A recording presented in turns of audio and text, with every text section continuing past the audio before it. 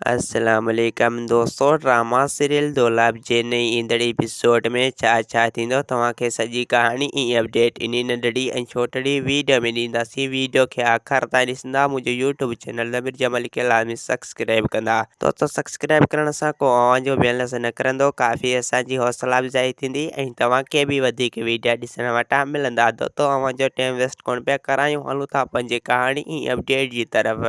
दोस्तों हाणे तव्हां ॾिसंदो त मुराद जेको आहे रेस मंसूर जे मथां ज़ोर रखंदो, उन खे चवंदो त तव्हां भले फ़ैसिलो करायो, बहरहाल मुंहिंजे मथां एतिरो ज़ोर न रखो जो मां मजबूर थी पवां, यानी मूंखे एतिरो न झुकायो जो मां मजबूर थी पवां। ऐं रेस मंसूर चवंदो त मुराद मां पंहिंजे हद ताईं अव्हां जे मथां ज़ोर रखंदसि ऐं हद खां वधीक अव्हां ते कॾहिं बि ज़ोर न रखंदसि। ऐं ॿिए पासे हाणे तव्हां ॾिसंदो त रेस मंसूर रेस शाहनवाज़ सां मिलंदो। रेस शाहनवाज़ खे चवंदो त आख़िरकार तुंहिंजो रायो छा आहे जो तूं ॻोठ वारनि खे विड़ाए चुको आहीं।